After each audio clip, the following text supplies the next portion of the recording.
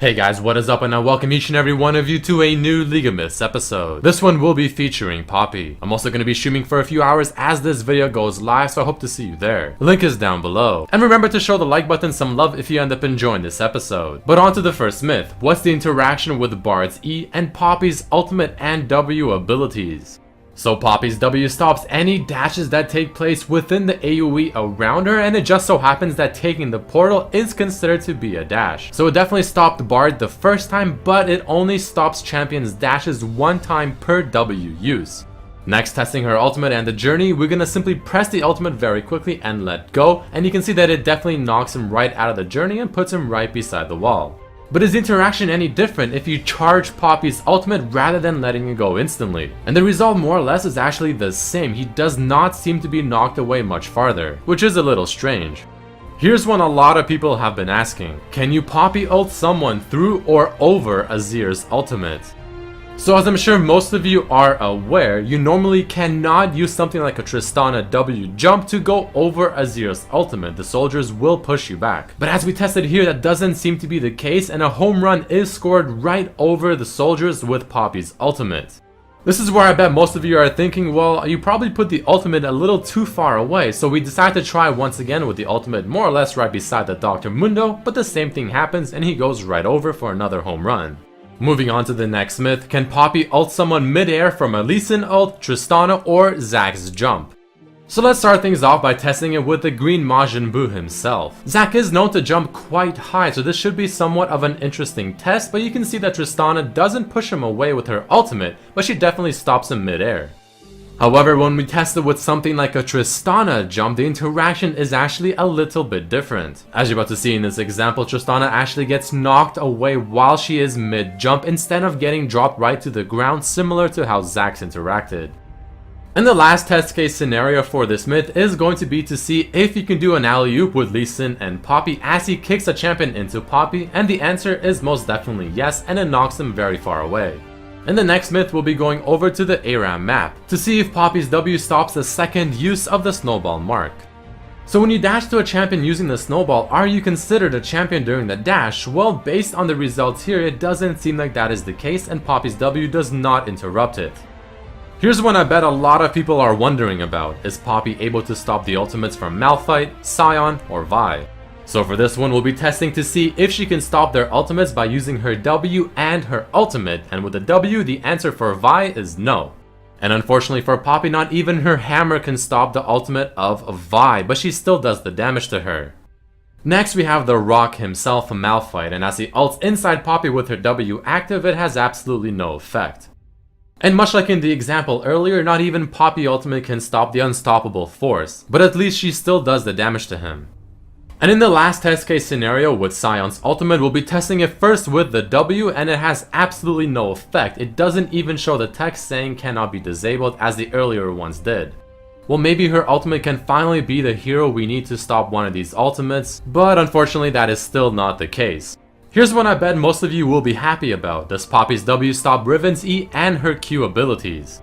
So first, let's test it with Riven's E, and even though she still gains the shield, she doesn't actually make the dash.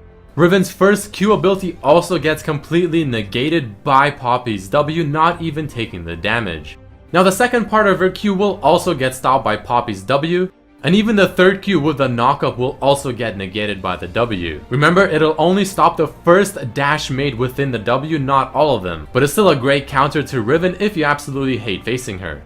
Moving on to the next myth, can Poppy ult a Skarner or Tahm Kench with a champion attached to them? This has got to be definitely one of the more interesting myths. As Skarner ults the Soraka and I ult him, he ends up dragging her about halfway of the flight. Not completely crazy, but still pretty interesting. But what if the hungry man himself, Tahm Kench, eats an enemy champion, so in this case the Xin Zhao? Well, as it becomes hammer time, I knock him away and the Xin Zhao follows him all the way to where the Tahm Kench lands. A new and innovative way to troll your teammates. And just for the sake of testing it, let's see what happens if Tahm Kench eats his own ally, and the exact same thing happens. Both champions going all the way over to Tahm Kench's destination. Moving on to the next myth, can Blitz do a fadeaway hook with Poppy's ultimate? So the results of this myth are very interesting because it does make for some form of counterplay whenever dealing with Poppy's ultimate. Because as you're about to see, as she ults the Blitz away, he can actually pull the Poppy, or any champion for that matter, a decent way along with him. So use your hammer with caution. Moving on, what's the interaction with Poppy ult and Aatrox and Kog'Maw passives? So first, testing things out with Aatrox and his passive. As I use my ultimate, I knock him away and it does the killing blow on him, but you can see he begins regenerating and being in the passive form while he's mid-flight. But would this work the exact same way with a passive that instantly activates something like a Kog'Maw? And unfortunately it does not interact in the same way, and Kog'Maw dies and uses his passive in the exact same spot he got hit. But let's move on to the next myth. Can Lee Sin, Thresh, or Nocturne follow a Poppy ulted champion? So starting things off with a Blind Monk, you'll notice here in the first example that if Lee Sin tries using the second part of his Q while the target is mid-flight, he is actually unable to because the target does become invulnerable while they are flying. So in order to make it work as you would normally expect it to work, you have to have the Lee Sin use the second part of his Q just before you actually hit the champion with your ultimate as Poppy.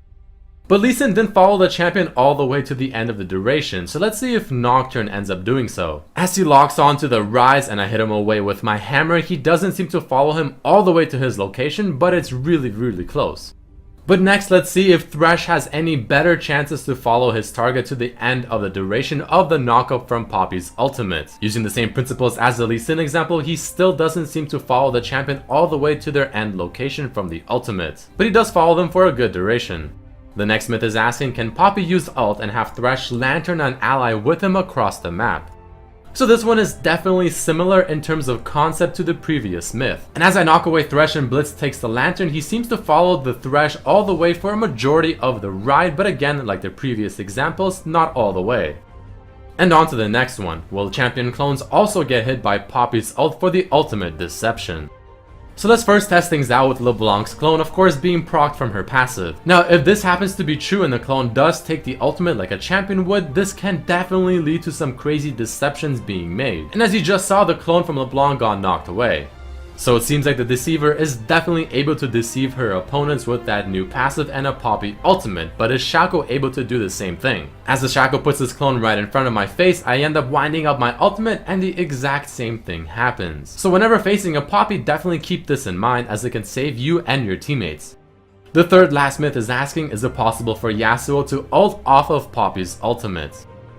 So this is one I'm sure a lot of people are wondering if it is possible, and here we are about to test it using the instant part of her ultimate to knock him in place. The Yasuo on my team was spamming his R button, but it simply did not go off, which is very unfortunate for Yasuo.